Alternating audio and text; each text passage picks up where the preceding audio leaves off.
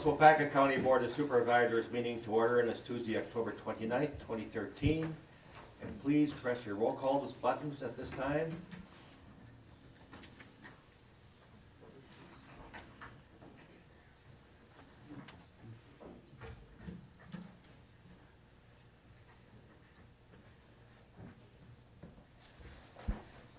Members present, 2 excused. Really great to see. We're getting our sick and wounded back here, slowly but surely, and they all look great. So with that, would you please join me in a moment of silent meditation, followed by the pledge to the flag? I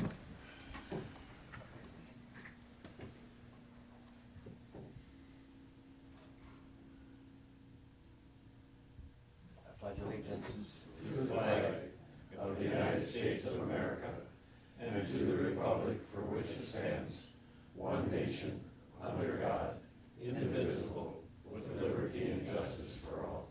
Thank you very much.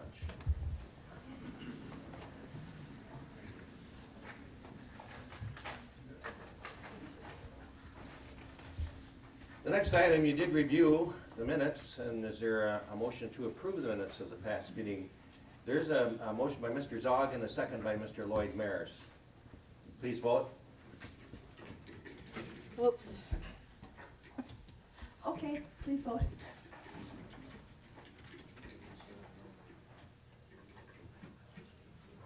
And 5. Pat, I'll need you to hit it one more time, just.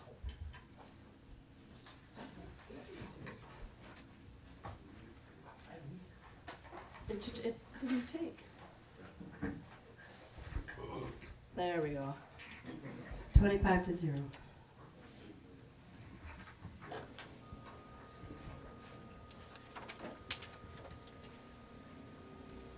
This meeting and all other meetings of this committee are open to the public. Proper notice has been posted and given to the press in accordance with the Wisconsin state statutes, so the citizenry may be aware, time, place in the agenda of this meeting.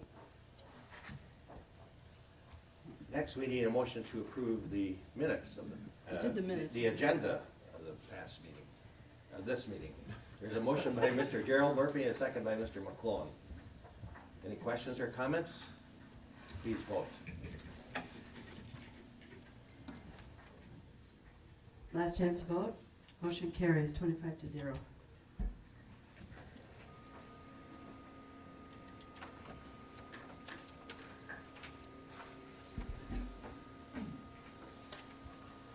Item number 7, we're going to postpone until December. Jim wants to say something. Mr. Lawhorn, Vice Chair Lawhorn would like to say something though. Our GIS department has received a very prestigious award this past year under the leadership of Ian Grassoff. The award acknowledges vision, leadership, hard work, and innovative use of geographic information systems technology. Sorry Ian cannot be with us today. He is taking a class online at this time. He will not be able to be with us at our November meeting either because of a previous commitment. But we'll be here in December, so we'll present this award at that time. Next, we're going to call on Heidi Dombrowski, and she's going to do the reading of the 2014 Waupaca County proposed budget. Keep in mind, this is a reading. There's no motion to effect, but she'll be up here going over the proposed 2014 budget with us. Heidi, good morning. We're hoping not to have the mic. Yeah. Good morning. In your packet was the summary proposal of the 2014 budget. So if we go through this entire document, we should be out of here by 2 or 3 this afternoon. So hopefully that's good for you. No. I'm just going to hit on some of the highlights. I'll go through the budget message and a few of the documents that are in here, and then you can review it at your leisure as to the ones other. A lot of important information in here, good information, and hopefully you have some time to look at those items. Starting on page A1 is the actual budget message. And I'm just going to briefly read through this. To the Honorable Waupaca County Board of Supervisors and the citizens of Waupaca County.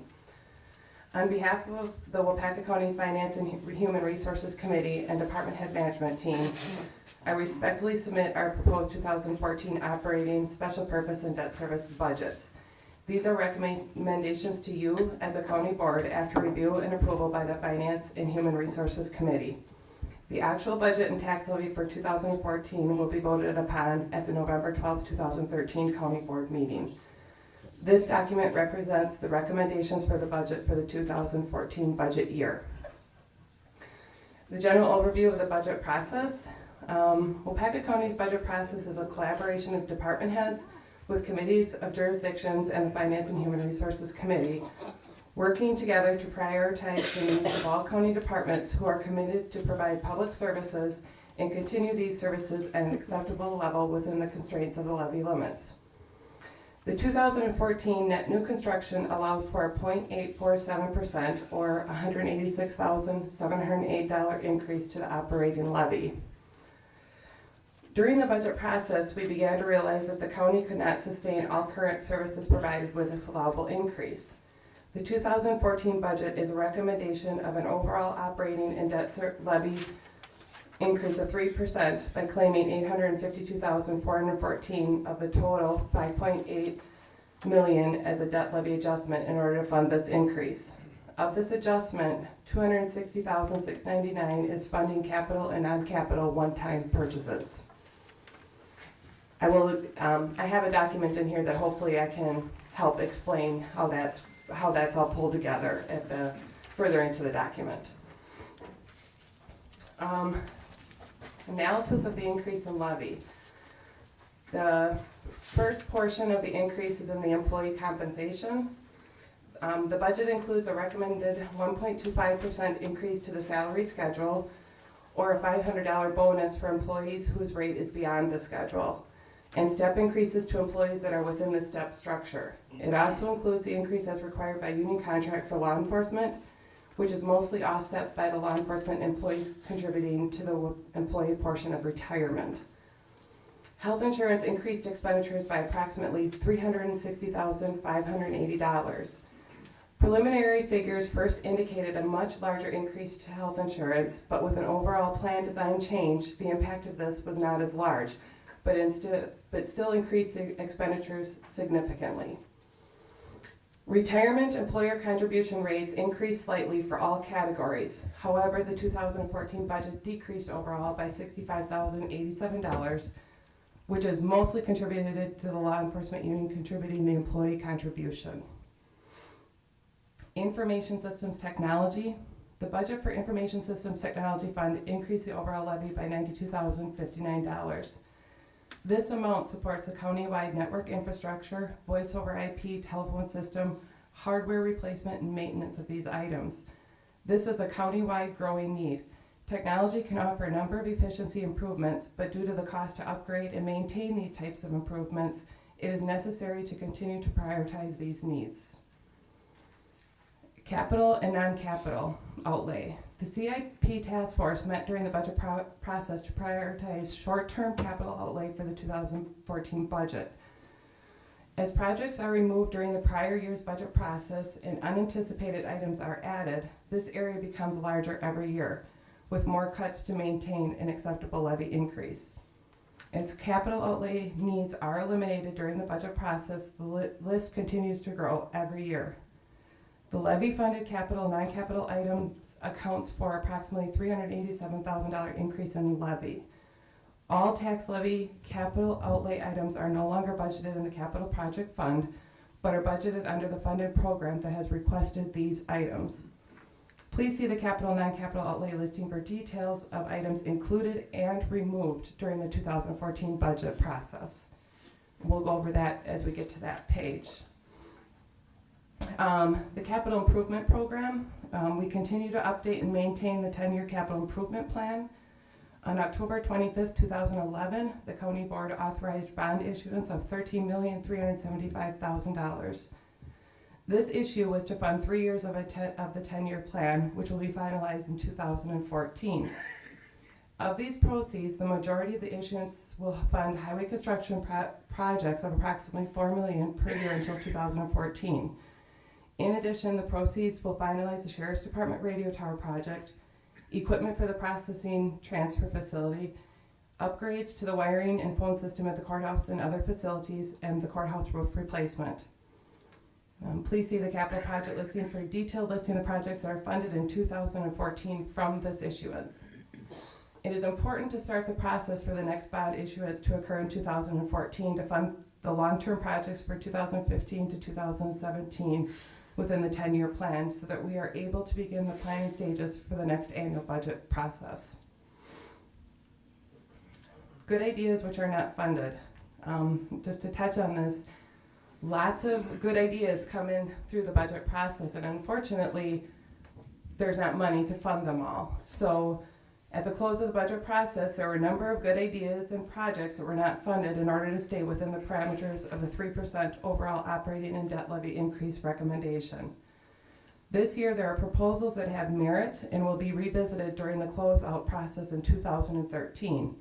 If the general fund unassigned fund balance meets policy and there are additional funds available, these proposals will be prioritized and addressed during the 2013 contingency fund closeout period.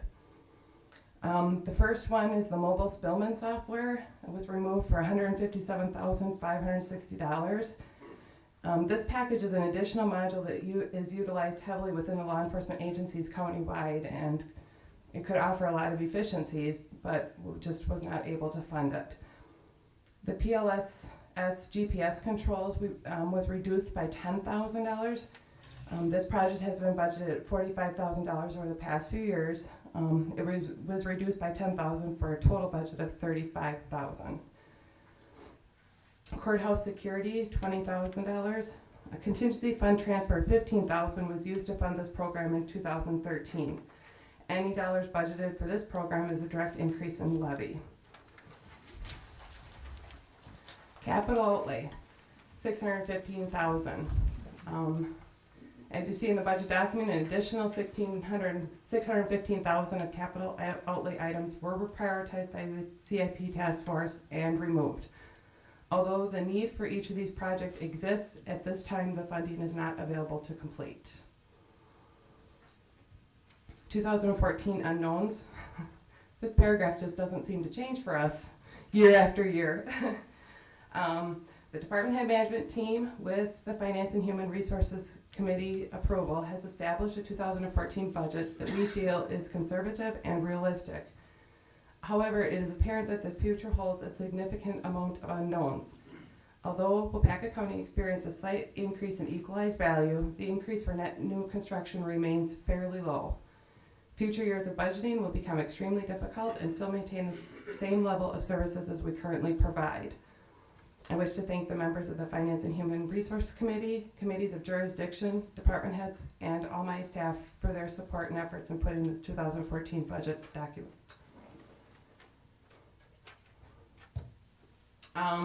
Page A5 is a summary of where the levy increases have occurred. And if you look at the first half of it, the operating budget total increase is $476,592, and it basically addressed that in the budget message. It's in capital outlay and employee compensation for wages, fringes, wages and all the fringes. The special purpose budget, the library aids increased by $7,719 for an overall increase of 0.78%. And our debt service increase for our debt service payment was $195,786, with our total combined budget total of $680,097, or 2.91% increase. Our tax rate, combined mill rate, would be set at 6.569853, or a 2.16% increase in the tax rate, or in the mill rate. And if you look over on the far left corner, you can see our equalized value increased by 0.7285. That's how we calculate out the mill rate. So even though you're seeing a 2.91% increase in levy, the mill rate is a 2.16%.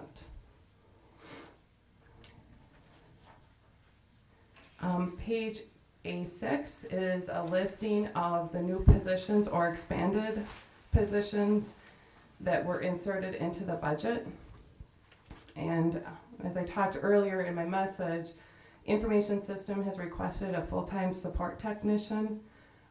Their increased demands of services for the department has grown significantly, and that position, it's probably a January 2nd start because January 1st would be the holiday, and that's estimated at $41,572.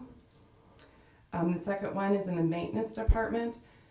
We had quite a few, when we ran into a budget situation a few years ago, one of the items that were cut was the cleaning at the jail, using our contracted services to cleaning the administration and the patrol area of the jail. And currently, either the jail staff or maintenance has tried to keep up on that, and it's kind of falling behind. So the maintenance department went in and got a quote to actually implement, add that back in as a contract piece, and it was approximately a $55,000 increase overall to the budget.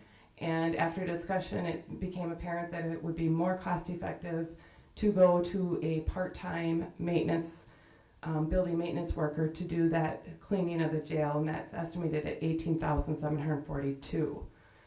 So it was one of those cuts in the area where we had put it in and then we reduced it by creating this regular part-time position.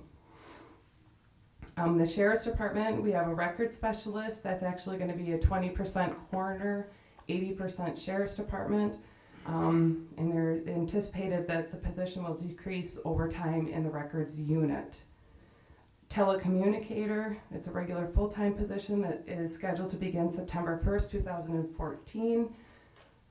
Again, a very growing need for increased demand of services in that area.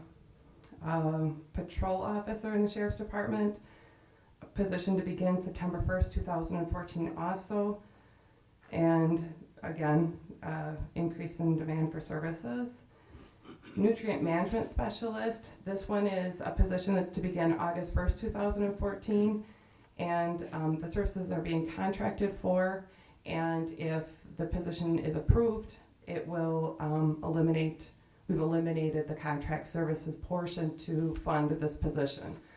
Therefore, we'd add back the contract if the position was not approved. Health and Human Services, now that expanded and eliminated position request in health services, they've expanded the Healthy Beginnings Manager by 0.3, from a 0.7 to a 1 full-time employee, and they eliminated the Healthy Beginnings 0.4 case manager. So that's the effect in the health services, and that is being funded by grant revenue in that area by that elimination. Expansion of a 0.2 to full-time status for a volunteer coordinator. So that is expanding from up to a full-time FTE full-time status of $26,679. And again, that is funded by various elderly grant revenue. Pages 8-7 through 8-15 is a listing of all the departments all the positions on the organization chart. If these positions are approved, what the org chart would look like at the end of for 2014. I'm just going to go through a couple more pages and then we can go on for questions if you'd like. Pages 16 and 17 are the capital items that have been approved or are in the budget and for the 2014 budget. And some of them are lease agreements that we've already are in too, so that they would not be able to be removed. And that, for first example, Clerk of Courts has a capital lease of a copier. Information Systems is a desktop virtualization of $100,000. And then 2 capital lease payments, one for $16,800 for the AS400 and $7,800 for the Spillman server. And here, this is the land information, PLSS, GPS control, $35,000. Solid waste, we have a restroom upgrade with a storm shelter for $15,000. For the Sheriff Administration, we have secure wireless upload for squad car videos of $9,500. Squad car video software for $9,200. And then another 3-year lease to replace 8 of their squads. So the overall lease will be for $385,750. The lease payment each year will be $132,475. Now you're seeing kind of a large jump there, but what we've done is it's gotten kind of confusing throughout the process as we've added the squads to the lease. So the equipment, everything that takes to build the squad to be road ready is in the lease, and it just helps to get everything within the one area, and it just works better through the financial piece of it. So that's why you're seeing a large jump there. Well, not a large jump, but you're seeing a little bit more this year because there's 8 cars, but then we're making them road ready under the lease agreement. And so then there was reduction in other expenditure accounts to offset that piece. Page 17, the Parks and Rec, we have a 3/4 ton pickup truck, $35,000. Keller Lake swing replacement for $5,000, and a small tractor skid steer replacement for $25,000. Health and Human Services, these are in the area of the WCI. Most of these are all funded in the Health and Human Services Fund. We have a rotary air compressor at WCI Production for $10,000. Rehab floor scrubber for $10,000. Buildings and grounds improvements for $6,800. We have a sprinkler system for the Beacon House of $26,000, and a dot ram used truck for $20,000. And then the capital improvement program, this is the capital projects fund. This is the spend down of bond issuance of $4.2 million. And we have $4 million for highway projects, the courthouse roof for $150,000, and the in-feed conveyor at solid waste for $143,000. And then that issuance will be spent down then at the end of 2014. And the list of all the equipment at Lakeview Manor, I'm not going to go through each and every single line item here, but you can see the list of what they have. In addition to $11,619 for capital lease items. And then the equipment purchases for the Highway Operations Fund. These are funded through their machinery revenues. It would not be a levy effect. But the total capital outlay is $5,650,741. Page 19, these are the items that are considered non-capital. They don't meet the qualification of the $5,000 threshold. The coroner is cameras for deputies for $1,000, and notebook computers for deputies for online filing. They're going to have a requirement of filing online, and that for $6,600. Information Systems has 2 office chairs. And then under the sheriff admin, we have tactical vests for $35,000, 30 rifles for $90,000, video cameras for $9,000, digital cameras for $14,000, taser cartridge replacement for $2,000, and taser X2 for $55,000, and the training, I spelled that wrong. Simulation ammo and equipment for $5,000, and then the emergency management has hazmat equipment for $20,000. That's for their equipment hazmat grant, for a total of non-capital of $176,750. And some of these would be ongoing, just maintenance ongoing. Some of them would be like one-time type purchases that we would have funds available for next year. Page 20, these are the capital outlay items that they were submitted and removed. So if you're in a committee of jurisdiction that you're wondering where that capital outlay item is, these were the ones that were removed through the process. Clerk of courts, they're in need of an upgrade video audio equipment in the Circuit Court Branch 1. This is one branch, and they have 3, so this is something that we'll have to take a look at. But that'll be $210,000 for one room. Upgrade to county board voting equipment, $50,000 was removed. And here's the $10,000 that we removed for the PLSS GPS controls for land information. The Sheriff's Administration, the Priority Dispatch Pro QA software, $185,000. Again, misspelled, sorry. Mobile Spillman software, $157,560.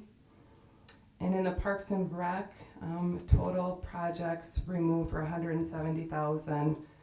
So we ended up removing about $782,560 in order to meet the 3%.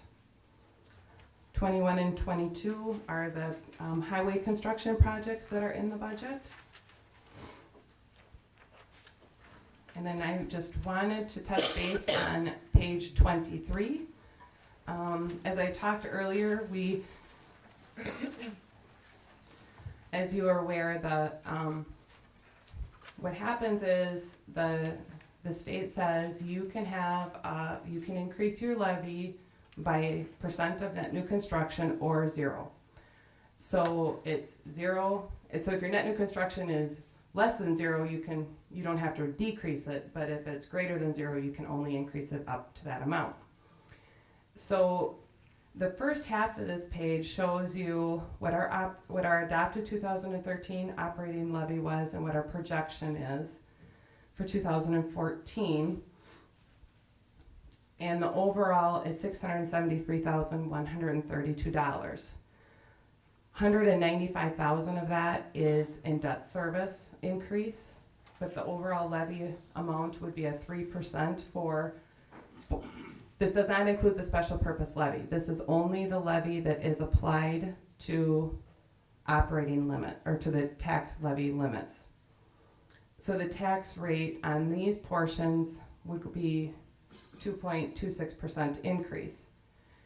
The below box shows you our maximum levy limit, what our actual levy was in 2013 and what our maximum is for 2014. After you take out your prior year exclusions and add your net new construction, our total operating limit is $22.2 million. We're levying for operating 17.1. Our debt service is $5.8 million, with our 2014 max at $28,123,000. So technically, all things said, we could increase our levy by $5.7 million, but we increased it $673,132. I'm going to pause for a minute and ask for any questions, comments, concerns at this time.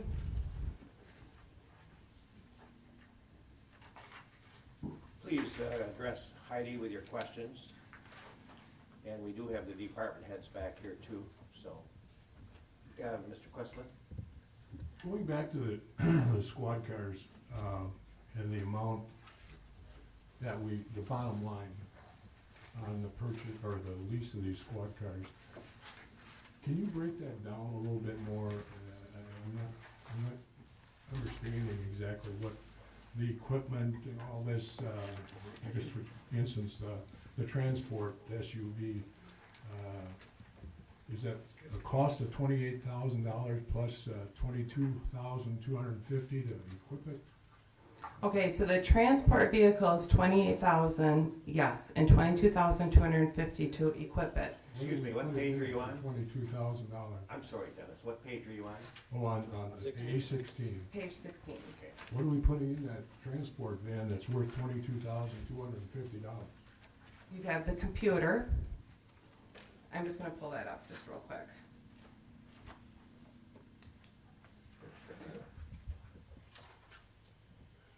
It's the computer, the lights, the painting. I don't know that there's any lights on the transport vans. Transport has light bars.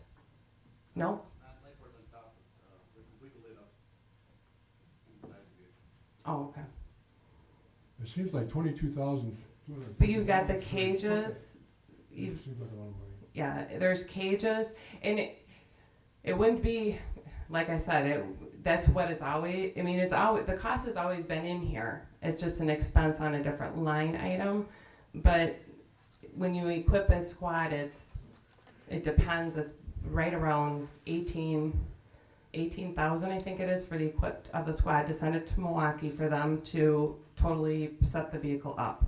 Because when that vehicle comes in, it's plain. In other words, we don't do any of that work locally anymore? Do we do that work? No, it goes to Milwaukee.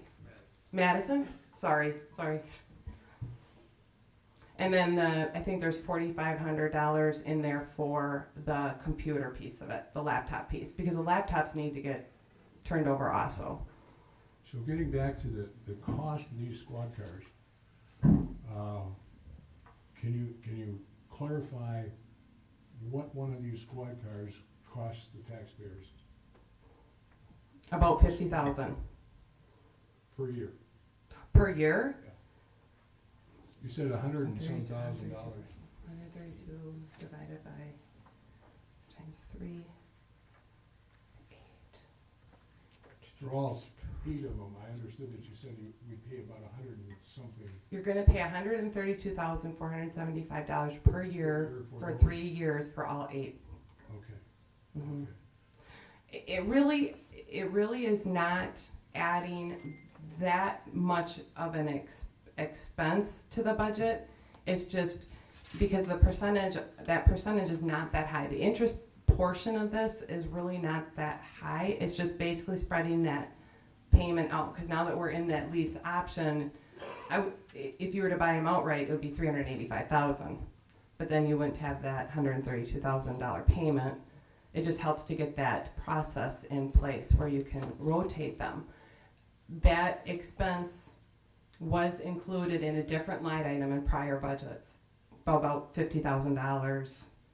But and then you have a revenue to offset that. So when they sell these squads, I think we have, I want to double check that number before I say it aloud.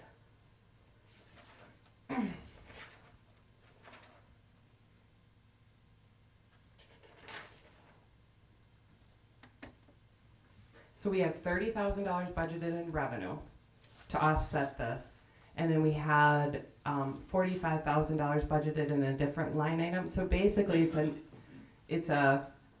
$45,000 plus that revenue is not shown here, whereas in prior years it would have been shown because that equipment was technically offset by that revenue piece.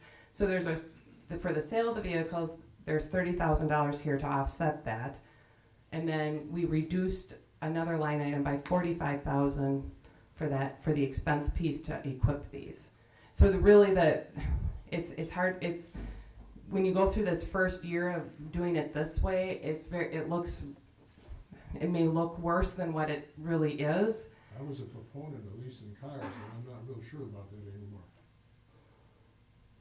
Well,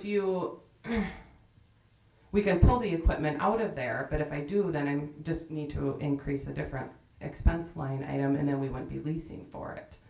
It's just a different approach. Seems like a lot of money, to be honest with you. $50,000 for these patrol SUVs. Well, the SUV and there really is no cost difference between an SUV and a sedan. It doesn't matter what it is, the cost is still the same, because the sedan is not any more reasonable than the SUV. So when is that what you're saying? Because like the administration vehicles costing you, Yeah, the administration vehicle, obviously you don't equip it as much, so that's 34,000. So in the rotation, if you have more admin vehicle than you have actual patrol vehicles, your lease amount is going to be lower.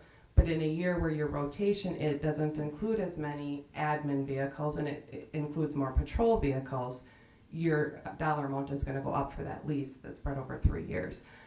I don't want you to be fearful of that lease piece, because honestly, I don't know how we would be able to fund without going to that lease option, because that's what it costs. And if you add that $385,000 into the budget for 1 year, that would be a pretty big expense. I agree with that. I also have one other question. Sure. On page A19, there's a line item for 30 rifles. I'd like to be kind of explained to on what is the justification and where do those go? And Well, the rifles are on have not been replaced, I believe, 15 years, for 15 years. And so this is and technically what should have happened 15 years ago is we should have had some sort of a replacement for a smaller dollar amount, built that up over the course of 10 years to replace these. And I'm hoping next year we can start doing that so this doesn't happen again. But those rifles are in a need for replacement because they're defaulting and they're 15 years old. So we talked to them in detail at the Finance and Human Resources Committee about spreading that out, but the problem becomes a training piece or like that, because you don't have all the officers with the same rifle, which you would probably understand better than me being from law enforcement. seems like a lot of money. I thought we were going to war or something. Thank you. Thank you, Dennis. Supervisor Jerry Murphy. On page A20, I have a question for Roger, more so than Heidi. Roger, I see removed from there is $20,000 on the Little Hope Dam removal. What is the status of that dam removal right now?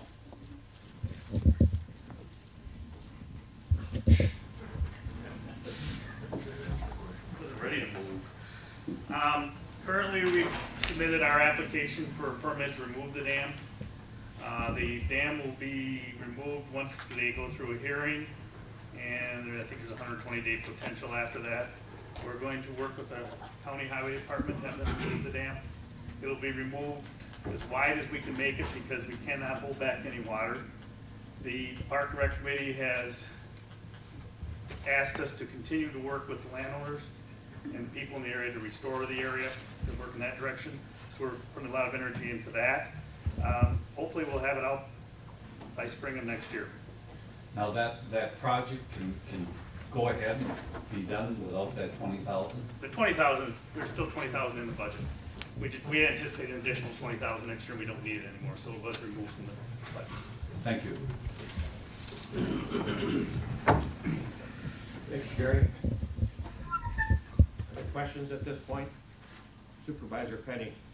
Going back to page A6, where it shows the new position request there in the Sheriff's Department for a telecommunicator and a patrol officer with the starting wages at $12,966 and $16,403. Boy, the starting wages are going to be considerably higher than that for those types of positions, aren't they? Those positions are not starting till September 1st. So that is, For the remainder. so that's just for the remainder of the year, Okay. over the portion that would be. The cost impact will come in the 2015 budget. The more of the cost impact. But this is how much it was inserted for the 2014 budget to fund those.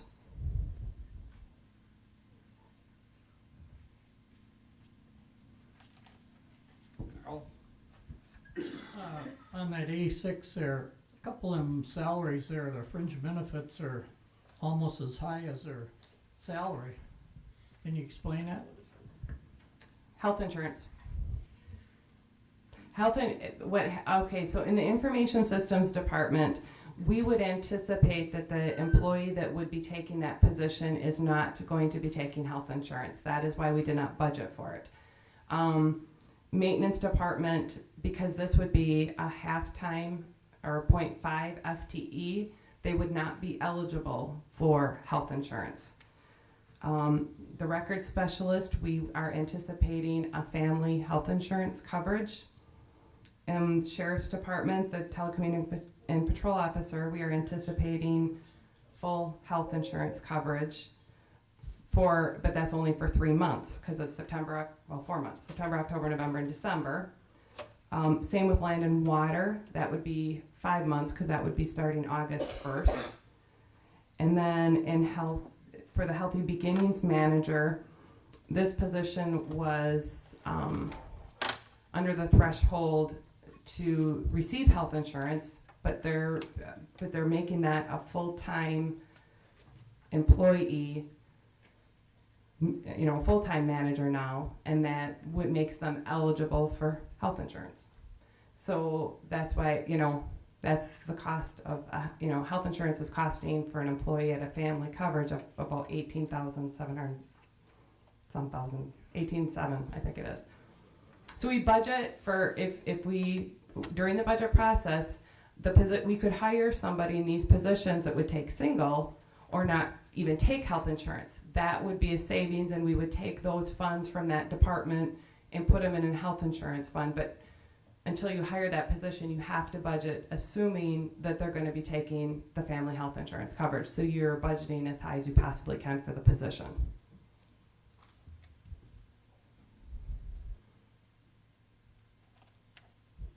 Other questions at this point? Continue on, please. Okay, I'm just going to touch base on a couple more pages. I'm not going to take up a lot of your time. This is an important process, and I understand that, and I can review anything you want me to, but I just wanted to touch base. I'm gonna flip you up to page 30, A30. The next few pages kind of give you a snapshot of some of our major revenue sources, and the first one is sales tax, and I just would like to point out on this page, back in 2005, our actual sales tax collected is $3,039,421, but we're budgeting 2.8.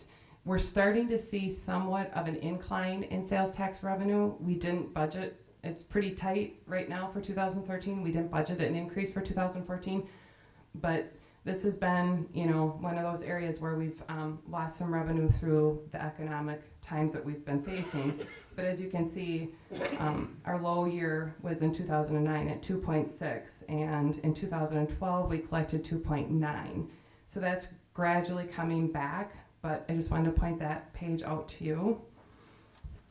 State share revenue, this is, you can see when Act 10 became pretty apparent to us. Our high year for state share revenue was for 2009 at 1.8.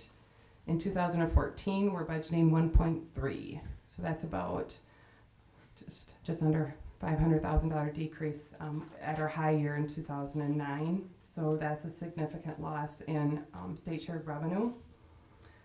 General transportation aids has been another scary situation. You can see that we're coming in a little bit higher for 2014 projections, but that's also been, we've seen some higher years and that's gradually dropped off. So general transportation aids would be what you would see to fund your county highway maintenance operations. So just wanted to point that out. Interest on delinquent taxes, here again, this has been kind of one of those budget saving processes over the course of the last few years. We implemented that where we're collecting up to 1% per month, and we've seen some significant increases here. We are also seeing a decrease in our delinquent, so we would anticipate that this number would now start going back down a little bit because that delinquent number is going down also. The most scary one is page 34. This is the interest that we've collected on investments. You can see our highest year in 2007, we collected $886,000. We are now budgeting $115,000. So that is another very large decrease to revenue countywide. So those are some scary things, some enlightening things. I mean, you can see some things are bouncing back, but interest on investment is not. So that's kind of something we need to keep an eye on. And then I'm going to talk on page 35 and 36 about our fund balance policy. Back in 2009, as you know, our fund balance policy indicates that we'd like to be at 25% of operating revenue. You've heard me say that so many times. And you can see that we are at an all-time low in 2009. We were at 9.89% of our operating revenue. We closed our 2012 at 23.37% of operating revenue. Our unassigned fund balance was 23.37% of our operating revenue. And I would anticipate at the close of 2013 we'll be above our policy at that point. So that's a good thing. That's a really good thing. And then you can see on the summary page that there are fund balance usages. I just want you to know that in the general fund there is no unassigned fund balance use. It's all restricted, assigned, or committed fund balances that are being used during the budget process. Lakeview Manor is utilizing fund balance to keep their levy to a minimum, and their fund balance usage is $182,994. They have a fairly strong fund balance. Their liquid fund balance closed at the end of the 2012 at over $600,000. So utilizing that fund balance is a good strategic plan at this point, and sustains, they'll be able to sustain that within their budget process. Heidi, if I might just interject here, something that I'm so very proud of the way the management team has brought back our fund balance that was as low as 9.89% of our operating revenue. That was a low spot in Waupaca County in 2009. Very dangerous situation, very dangerous. When our management team took over and started working on the budget year-round and presenting it to we executive committee and finance members, look what it is today. Nearly 25%, and that's where it's supposed to be. They brought it back, and I just can't say enough how proud I am of the job they did with that fund balance. Thank you. And part of that is that contingency fund. Now we've reduced for the 2000, I should have probably gone into more detail. If you go on back to page, and I'm sorry for flipping around. If you go back to the summary page on A5, you can see that our contingency we reduced by $89,000. We still have a contingency fund budgeted in this budget for $182,665. Once we close out the 2013 and re-look at some of those projects that we have pulled out or removed, some of this may be applied for that purpose. It's just that there was not, you're still kind of a leery standpoint here. We want to make sure that at the end of 2013 we have a solid fund balance, and then to utilize this for unanticipated or some of those projects that we won't be able to fund with a total closeout of 2013. But I think we'll get there. I think we'll be above that. So we did reduce it by about 89, but we're still at 182,665 for contingency fund. And that's just basically utilizing for those unforeseen types things that you just don't know are going to come up. Like,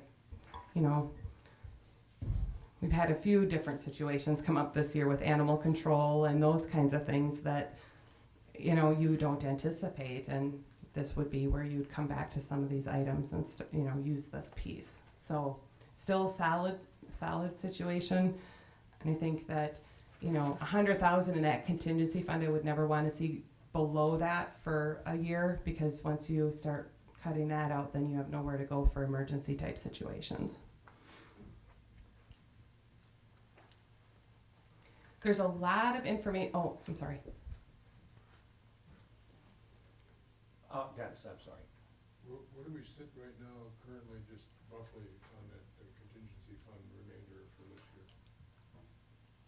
I think we're right, well, I haven't transferred some things. I think we're at about 240,000, because remaining at this point. We still have some of those animal control issues coming in, so can't come back to the board to transfer because I have no idea what that, I want to make sure that amount is suffice.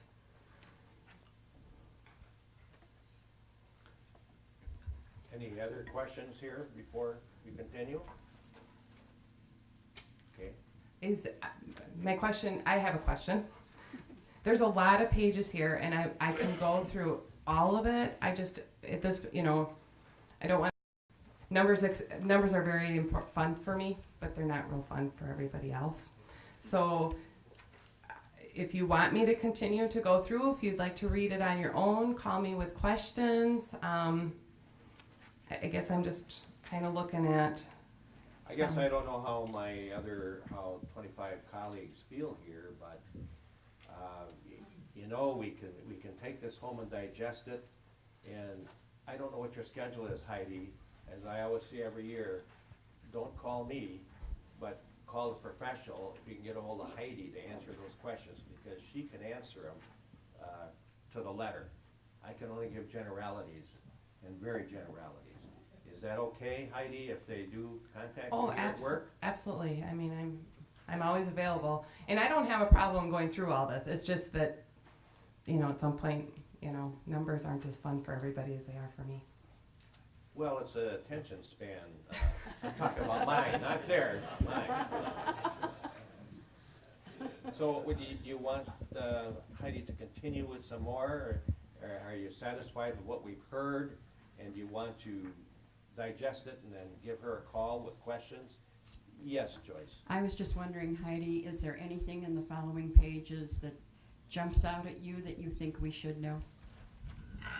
There's some really good information here. I mean, there is just where our revenue funding sources come from, where we're spending our money.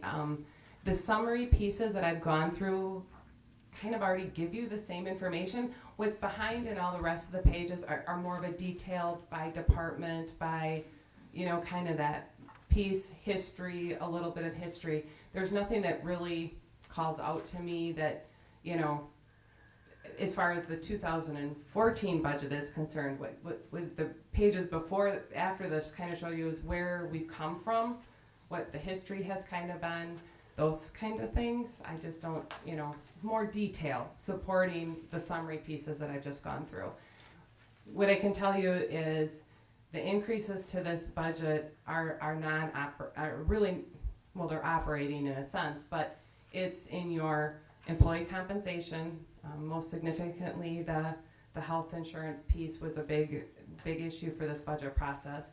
Your capital expenditures, your non-capital expenditures, those types of items is really where our increases are. There's no real other things other than that if you go through it. And behind that, in the detailed pieces with graphs and stuff, you can easily see that is really what has happened.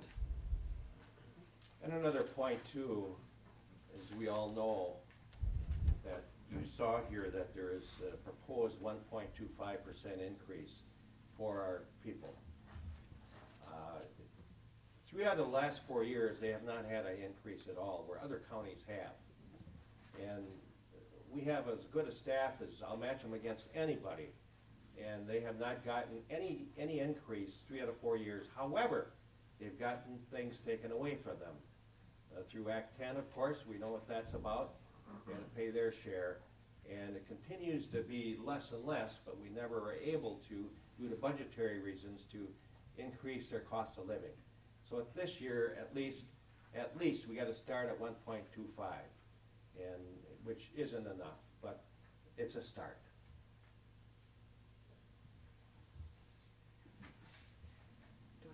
Dwayne? Yeah, just one more comment.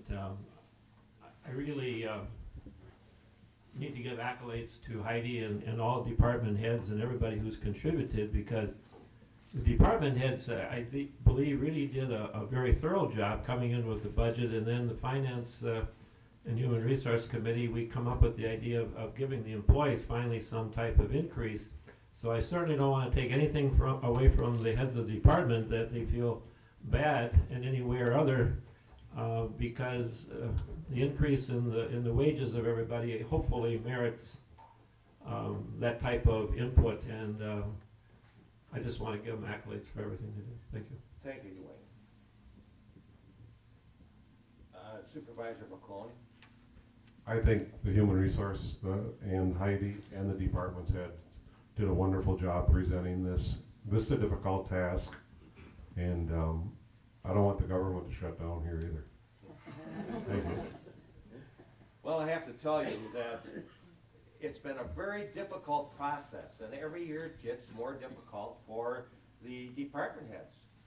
And I have to tell you that they have to make some hard and fast decisions and some sacrifices, and sometimes we get irritable with each other, sometimes we get overworked and tired, we say things we shouldn't say, and these people have been meeting sometimes at least twice a month. I have not attended any of those meetings, nor did I want to, because I didn't think I should be sticking my nose into it. These are the professional group that know how to manage their departments. And is everyone happy out there, the department heads? Probably not. But by gosh, they came forth as a team and presented this budget with Heidi manufacturing this beautiful piece of material here, and it wasn't easy. And they bring it to Finance and the Human Resource Committee and our Executive Committee, and these people need sleep. Heidi needs to go on vacation for a couple of weeks. I'm serious. You know, and it isn't that way just here, because I had Sheriff Wright call me last night and tell me that he's annexing Clintonville into Shawano County next year. He's quite unhappy. So nobody is happy this time of year.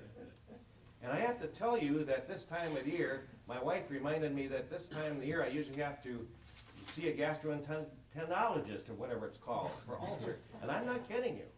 Because you wake up at 2 or 3 in the morning and you start thinking about this and thinking about the feelings of you people out there, how hard you've worked, and you haven't had any raises. And you sacrifice enough to bring this forward to us. It's fantastic. You're the envy of other counties. You're the envy of a person like Sheriff Wright who called me. You really are. So, yes, I want to, Joe, I want to give a plus to that too. Thank you very, very much. And of course, you got a couple of weeks to think about this, and you got a couple of weeks to call Heidi and get the professional answers. And I don't know if I have my number. Unpublished? My number's unpublished. Mary knows how to get a hold of me too, if you know how to get a hold of Mary. If you don't have my number, I should have put it in here, but I am available, so. Or email. Thanks, Heidi. I think with that, we're going to take a short break. Thank you.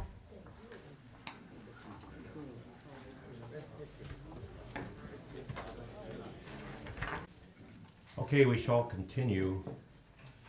What I have here this morning is a 7 or 8 minute video that Wisconsin County sent to me in the last week for showing to the general audience of our supervisory group, to staff.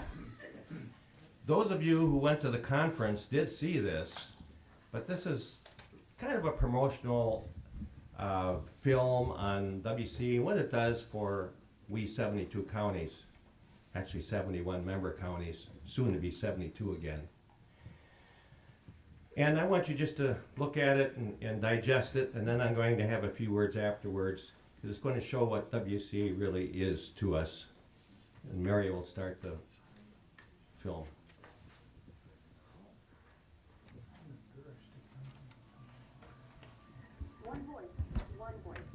One voice can change a room, can change a room. If one voice can change a room, Then it can change a city. And if it can change a city, it can change a state. And if it can change a state, It can change a nation. And if it can change a nation, it can change the world. it can change the world. It can change the world. One voice. One voice. One voice. Your voice. Your voice. Your voice can change the world.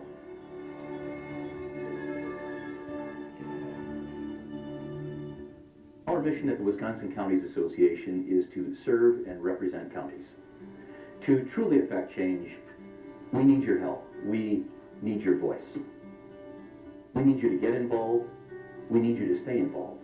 You might ask, how can you get involved? Well, being here at this conference is just one of the many ways. Over the next few minutes, I invite you to learn more about the opportunities you have to help WCA help you. WCA has a variety of educational opportunities throughout the year. We have educational seminars, webinars, and other educational programs to provide information that you can take back to your county. This is an opportunity for the elected officials in the state to get together, rub elbows with each other, and find experiences, day-to-day experiences from other supervisors. I'm going to a seminar with 72 other counties who probably have the same problem we do. But you know what? I'm gonna store up this information and bring it back.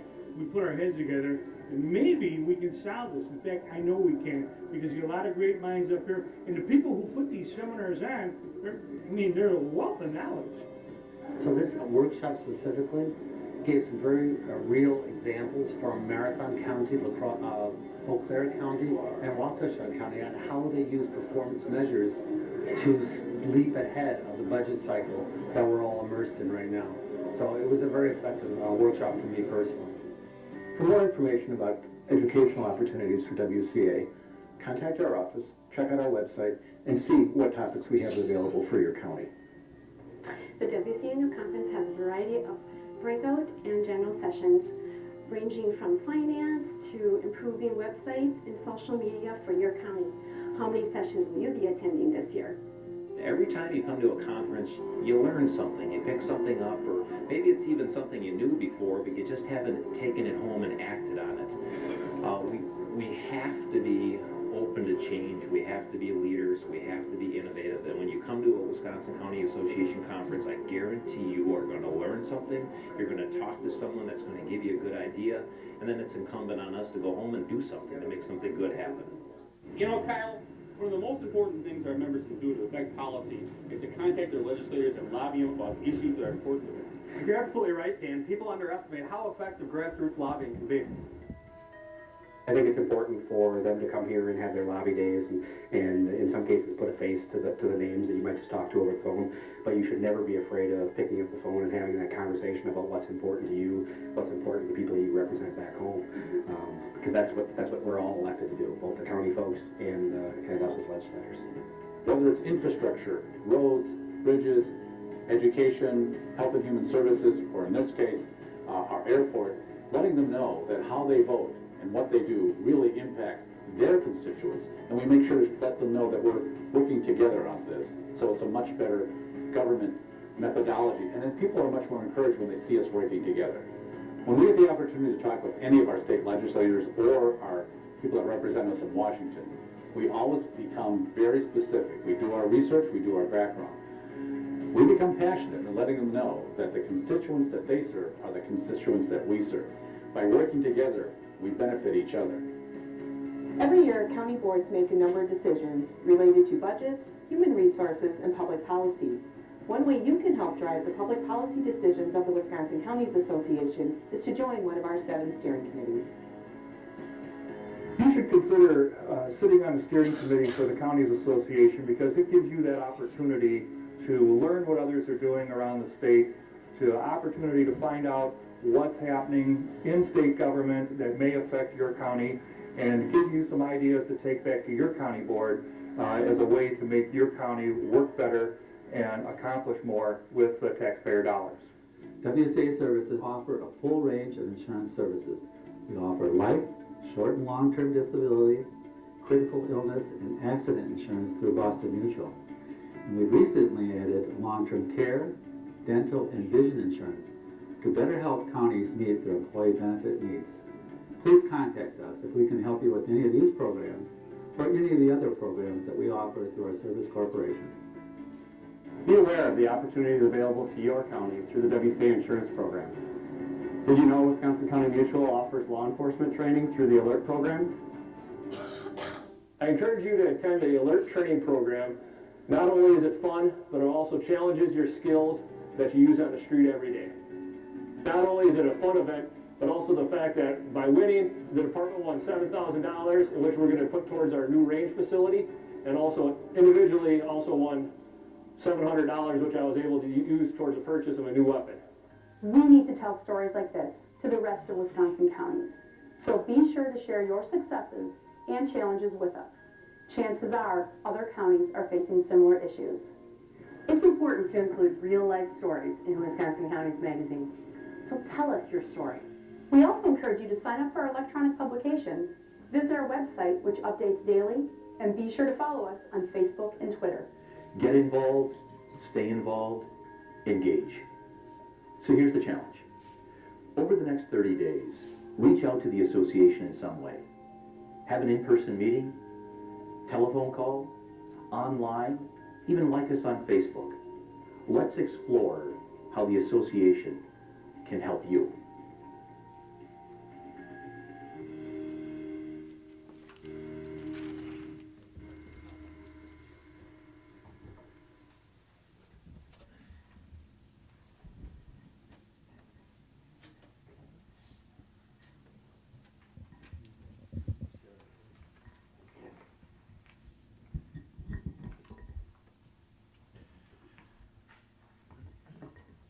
Just a short commercial for WCA. Of course, as you know, I've been intimately involved for 4 to 5 years now with WCA, and was honored to serve as its president. And in fact, I just left the executive committee as of last September. But you saw the great staff they have. That's second to no one, just like the staff we have here. And I mean it. I can't believe how fortunate I am to work with great staffs, including the one that runs my business for me while I'm up here. But they really are a great bunch of people. We've got 6 lobbyists over at the Capitol on a regular basis, well-respected lobbyists, and we are presently performing a what do you call it, a study of the WCA, how WCA can do better for counties. It's a comprehensive forward plan. Outside firm came in, and Mr. O'Connell's actually asked me to attend the last 2 executive meetings, although my term is done. And we are going to be spending 2 days in Kohler at a retreat. And this is just myself. I'm not an officer anymore, but he wants me there along with the president, past president, president to be, and secretary treasurer. And I guess why is that is anytime you have a new leadership come in, sometimes they want to change things. Sometimes they think that they can mastermind a better WCA. Maybe that's true, but my experience with WCA and their staff and the hierarchy there is second to no one. Hard workers. Their lobbyists have hit close to 50 counties. John Hockemer alone has hit 38 counties, like he had come here a number of months ago. And Sarah, who's is an expert in human service departments. But they're out and about. And all kind of criticisms sometimes that are filtered in from new people coming into the organization that the WCA doesn't do anything or never all over. I haven't seen Mark O'Connell in my county for years. Well, my answer to that is, have you called him? I could call him tomorrow and he'll be here next month if we want him, or any of the legislative assistants. It's just a great, well-oiled machine. And I guess Mark wants me there to help groom the new hierarchy to our way of thinking, so to speak. Mark O'Connell took over that firm and took over WC in 2002 and had a quarter in its pocket. Literally a quarter. Couldn't pay its bills. And now it's a very successful Wisconsin Counties Association with money in the bank with all kinds of projects, new innovations, a big staff, legislative staff. WCA is actually envied by other states in the nation. It really is. Because when I attended NACO, and of course I was at Mark's side at the time, I can't believe of all the counties, all the states that came up to Mark O'Connell and knew him and wanted him, and of course at NACO in Washington, the lady took me around and showed me the offices, and this is where the new NACO exec director's office is going to be. And I said, I hope it's not Mark O'Connell, and she looked at me, good luck, because they already had him pegged as the new NACO chief exec, but fortunately he didn't take it. He stayed here to try to make the Wisconsin counties a bigger, stronger, better place. And we did not have Outagamie County as a member on Wisconsin counties, and that will change in the next half year. Mark has spent considerable time up there and making inroads with the hard feelings they had over some issue a few years ago. So with that, I just want to say another thing we're rather proud of in Clintonville is one of our own, Mike Jersley, is now he'll be on the bench with the Kansas City Royals as a bench coach. Mike is a close friend of mine. He meets in our off-site productivity meeting every morning at the gas station for coffee, and he's got a lot of great stories to tell. He served his time with the Kansas City Royals, spending over 20 some years in their organization as a minor league manager.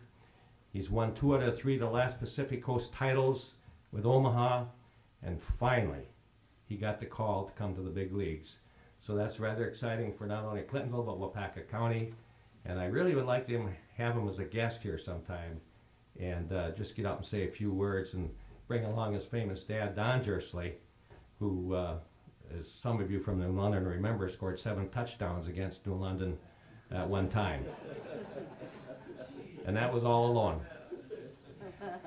So, with that, I also I have to tell you, I did receive another job at the conference that our Wisconsin Counties Mutual Insurance had 2 openings.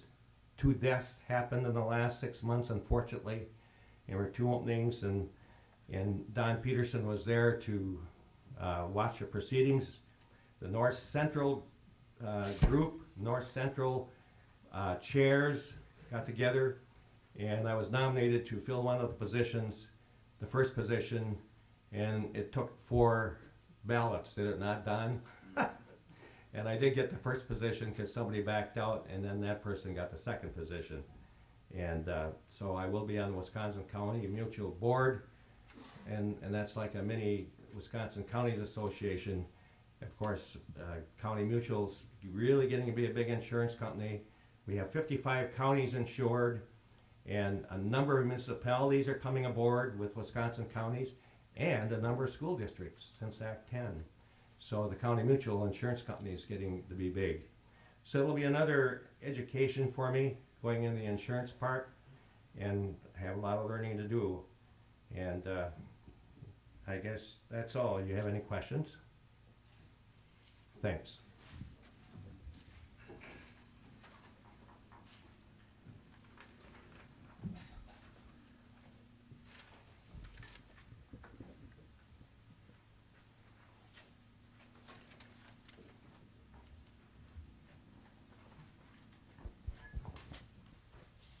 Thanks, Mary, for your help.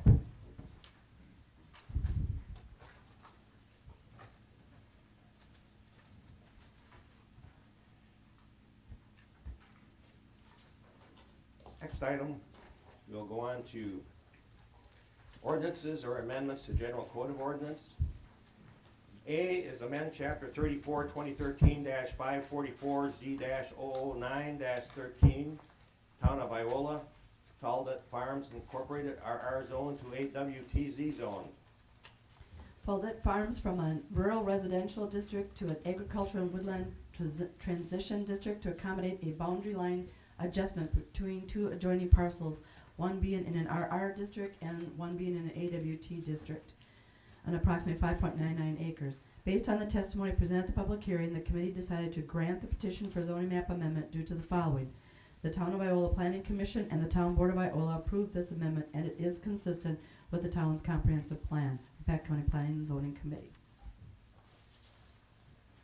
So motion by Mr. Ellis. There's a second by Supervisor Fedorowicz. Is there any discussion? Please vote. Last chance to vote. Motion carries 25-0.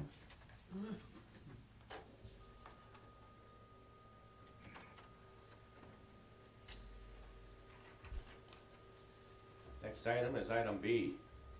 Amend chapter 12.4. Supervisor / county board chairperson / citizen member. Entitlement administrative coordinator and 12.4A conferences, seminars, conventions, authorized county functions. 12.4 Supervisor, County Board Chairperson, Citizen Member, Administrative Coordinator Entitlement. $60 per meeting, and any meeting over 4 hours will receive an additional $30. The County Board Chair will receive an annual salary of $13,000 plus paid meetings and mileage. County Board Vice Chair will receive an annual salary of $1,000 plus paid meetings and mileage. The appointed part-time administrative coordinator shall be paid $5,000 annually. 12.4A, conferences, seminars, conventions, and authorized county functions shall be paid mileage $60, or if over 4 hours, $75 for the full day. Is there a motion? A motion by Supervisor Craig, and a second by Supervisor Sorensen. Discussion or questions? Supervisor Questman. I was just wondering what the total cost of those items is. We've estimated the fiscal impact to be approximately $12,024. And that's only approximate because we don't know how many additional meetings people will attend, but that's our best estimate along with the salaries. How does that compare with the 1.5% we just gave the rest of our employees? I don't know. I think it's a little bit far-fetched to myself. I think if we're in this for the money, we're in it for the wrong reason.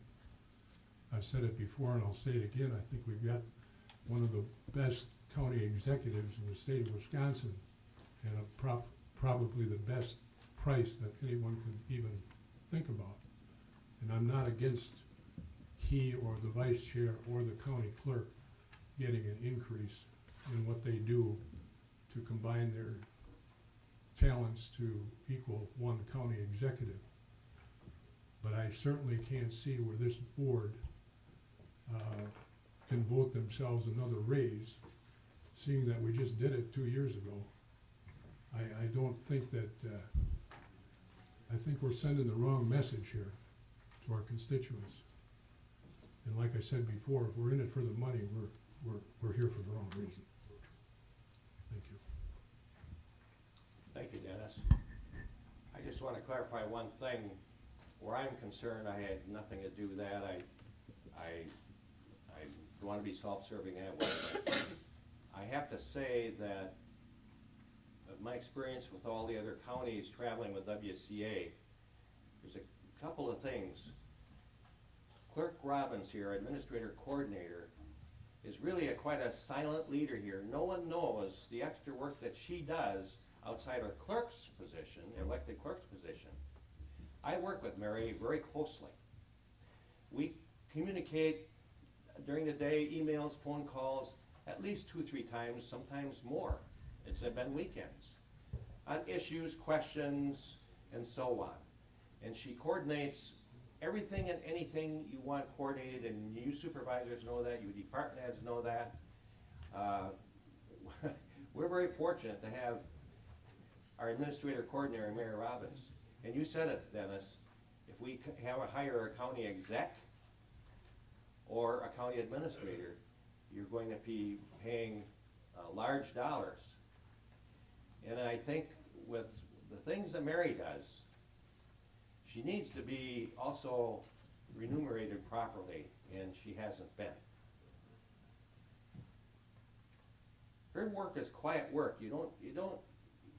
she's not so quiet as a clerk, but her other work is pretty quiet. And I will go to bat for Mary. And another thing I did bring up about vice chairs, in so many other counties, the vice chair gets remuneration to be there for me when I can't be there, or my position, I should say. Be there for when that chair can't be there. You know, we do make a number of public appearances that not all of you know about, and I'm not bragging about me, but that's just the nature of the job. And many times the vice chair will have to do this. The vice chair will have to run the meetings through sickness, illness, and other things. I think I've missed some meetings because of WCA traveling, which was unfortunate. So, and they get absolutely nothing extra. And there's preparation to be made by Vice Chair Lawhern. It's just not running in here and calling the meeting to order. And you can see I was a little mixed up here in my things here, but I just got done running a hospital meeting last night, so that was a little different schedule. So that's my only answer. I'm not talking about me, that's the position, the chair's position. I'm talking about Mary, administrator coordinator, and the vice chair, whoever that may be. That's the only, amen. Mr. Ellis. To what extent does this 12,000 maybe have something to do with the finding of 15,000 extra money in the budget with the elimination of the security people in the front? Nothing. I'm sorry, Heidi? The security piece was a contingency fund transfer, so it wasn't part of the budget. So it wasn't used to fund this piece by any means. It was, just so you know, if we put the security in, it would be an increase to the budget. Because of it being a 2013 contingency fund transfer, it was never part of the budget process to begin with. We tried to put it in this year, but that had already been eliminated prior to this piece. Mr. Federwith. The only thing I just wanted to mention, if I understood Mary correct, you said around 12,000, what did you say? $12,024. Okay, $12,024. Just to put it kind of in perspective, it probably would, I'm just using round figures, if you take out the issues for the vice chair and the administrative coordinator, that boils down to then roughly about $250 maximum per supervisor during the course of a year. Supervisor Craig. The reason that I'm in favor of this is I think many of us have attended different meetings during the day. And I looked at it as being appropriate to get the same pay as the people that are sitting next to you at that meeting. As an example, I used John Trombauer, had 3 meetings in one day. And by the 3rd meeting, he was getting paid nothing in those days because we only paid for a 1st and 2nd meeting. We've since addressed that last time, so now you get 3 meetings. But the point is, if a person is sitting at a meeting and gets $60 for that meeting and goes to another meeting in the afternoon, the supervisor sitting next to him can be getting paid $60 while that person is getting paid $30. And I submit to you that everybody does their due diligence in researching what is going on, of knowing the issues that are at hand, and have to understand what it's all about. So why should one person get paid more than another for the same kind of work that you have to do being there? So I look at this as putting everybody on the same playing field. If you're at a meeting, you get $60. I don't care if it's your first meeting, your second meeting, or if you're so unlucky as to have 3 meetings in one day, and indeed that happened. You get paid for those meetings equally as everybody else at the meetings that you're attending. And also with the other changes that are made, I'm in fully agreement with those, because I know that they're not overly paid for any of them. And none of us are in this business, I agree, for the money. It's a service. Thank you. Thank you, Pat. There are some comparables out there for supervisors, and I know Calumet just went to 80, and Shawano, I believe, is at 70 or 75, I'm not sure, and they have been that way for, so it's all over the board, folks, it really is. And any other discussion or questions? Please vote.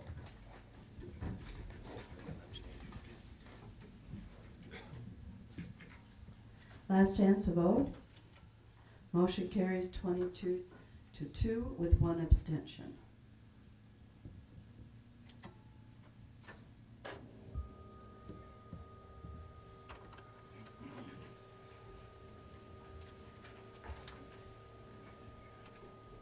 And just a note too, that this won't take effect until the April election for the supervisors.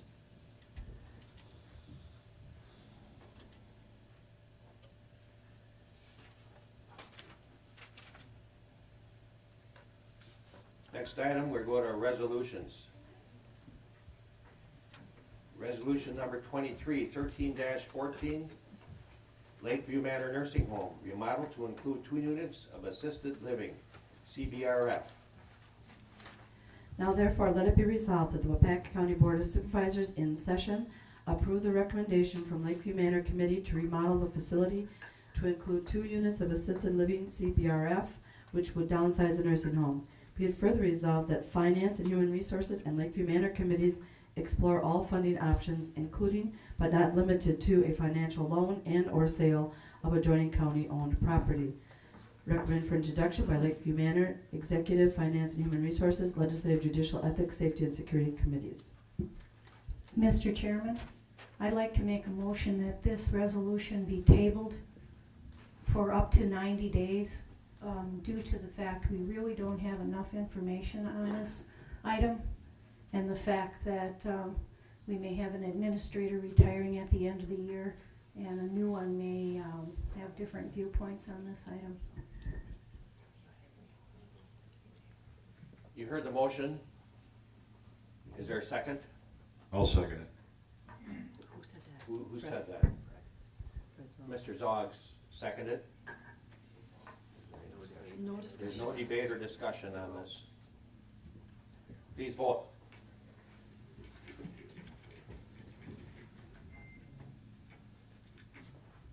Last chance to vote. 17 to 8, the table carries.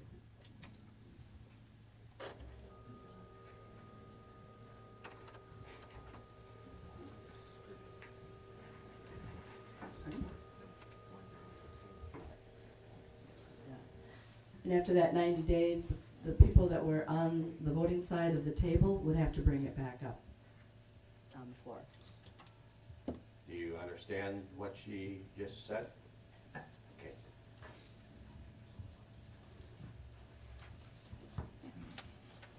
Item B, resolution number 24, 13-14, support clean energy choice for Waupaca County and state of Wisconsin. Now therefore, be it resolved that the Waupaca County Board of Supervisors joins other Wisconsin citizens, businesses, and local governments in endorsing clean energy choice as a policy for Wisconsin residents. Be it further resolved that the Waupaca County Board of Supervisors directs the county clerk to forward this resolution to the governor and representatives of the state legislature. Recommended for introduction by Waupaca County Solid Waste Management, Legislative, Judicial, Ethics, Safety, and Security Committees. Motion by Supervisor Craig for approval. Is there a second? Second by Mr. Sorensen. Questions or discussion? Please vote. Last chance to vote. Motion carries 25 to 0.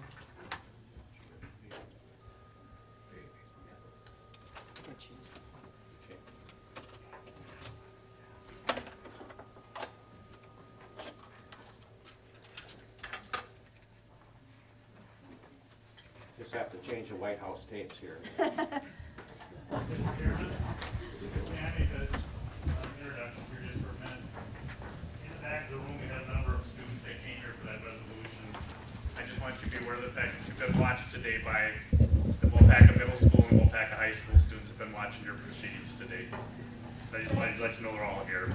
Roger Crabb. I think they're studying the counties right now, and what I explained to them is this is how the counties set up their laws and, you know, went through the tedious process of trying to find a common understanding of, to benefit the common good. So, anyway, thank you for. You know, thanks so much for coming, and thanks, Roger, for telling us this, because this is one of the discussions we have in Wisconsin counties. How do we get the youth educated in county government? County government is one of the best kept secrets around. It's not like municipal government, where I was the mayor at one time in Clintonville, and everybody knows what's going on in the post office and the local saloon and restaurant, except they even know more than I did. But no one knows about county government, and county government is where it's at, folks, young people. This is where it's at. We work closely with the state of Wisconsin. We work closely with the feds. We work closely with our constituents, all 53,000 of them. Each of we supervisors here represent around 2,000 supervisors, 2,000 people. So it's really great you're here, and make sure you come back. Okay? Thank you. Mr. Chairman? Yes. I believe these are the young people that got the solar panels put on the roof of the school. Is that right?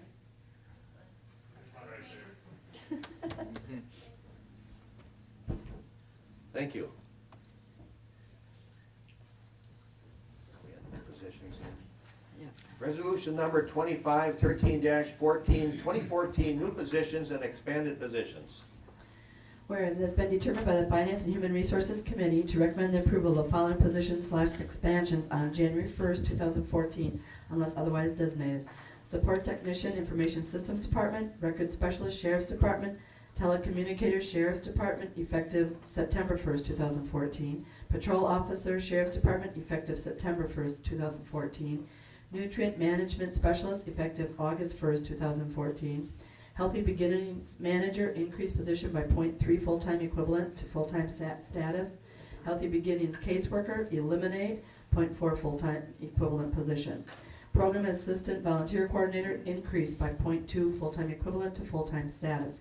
Now therefore let it be resolved that Waupaca County Board of Supervisors does hereby approve the new positions, expansions, and reductions for 2014 as listed above. Recommended for introduction by Waupaca County Finance and Human Resources Committee.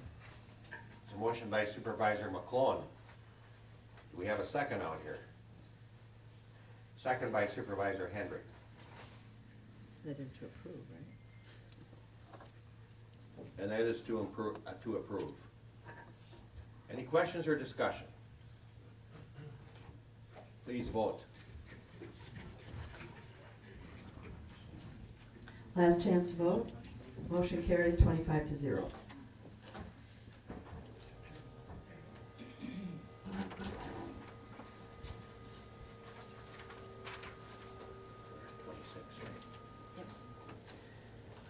Resolution number 2613-14, 2014 Waupaca County Employee Wages and Salaries. Now therefore be it resolved that Waupaca County Board of Supervisors does hereby authorize an annual compensation increase of 1.25% effective January 1st, 2014 for wage salaries of employees paid in accordance with the Lakeview Manor Department Head and Waupaca County Employee Wage Schedules, along with the above designated elected officials. In addition, all employees with designated classifications on the wage scale, but with rates exceeding the maximum allowable step, receive an annual one-time stipend of $500. Recommended for introduction by the Finance and HR Committee. A motion by Supervisor Fedowitz. Do we have a second? Second by Supervisor Pullman. Questions or discussion? Please vote.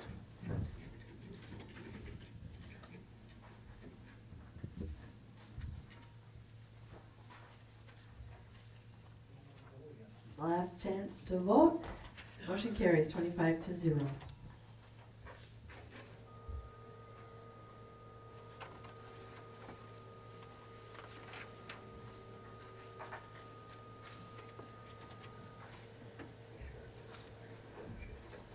Administrator Coordinator Robbins, proclamation. This is actually retroactive because the week was last week, but proclamation of the County of Waupaca, Wisconsin, declaring October 20th to the 26th, 2013, Freedom from Workplace Bullies Week. Since it was all in your packet, I don't think I'm going to read it to you, but just now therefore, the Board of Supervisors of the County of Waupaca hereby proclaim October 20th through the 26th as Freedom from Workplace Bullies Week. To Captain County Board Chair.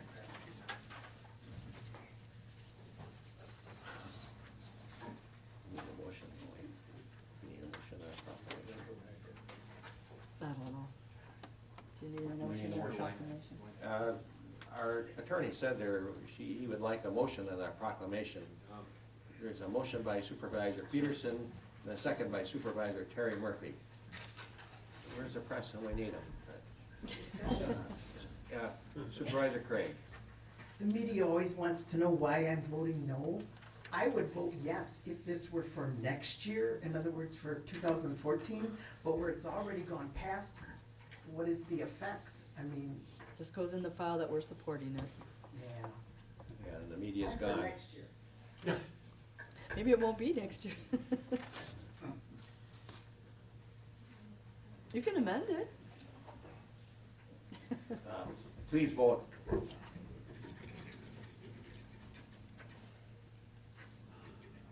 Last chance to vote. Motion carries 23-2. Somebody likes to bully. Appointments, we have to the Local Emergency Planning Committee. We're going to replace Mark Levizo with Charles Chuck Fritz from the Iowa Fire Department. There's a motion by Supervisor Terry Murphy, second by Supervisor Donald Peterson. Please vote.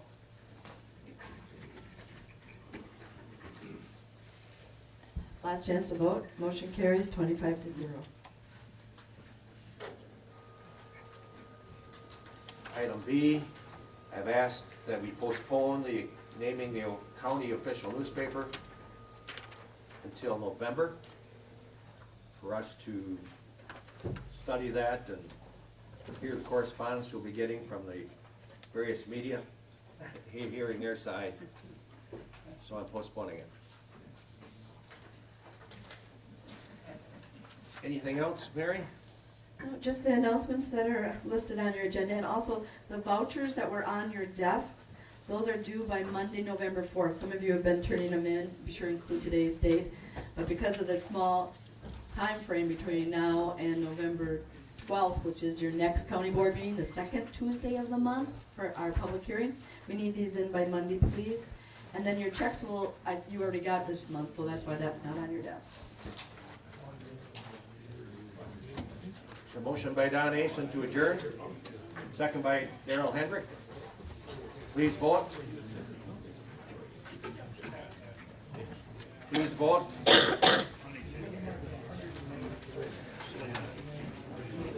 Last chance to vote. Motion carries 25-0 to adjourn.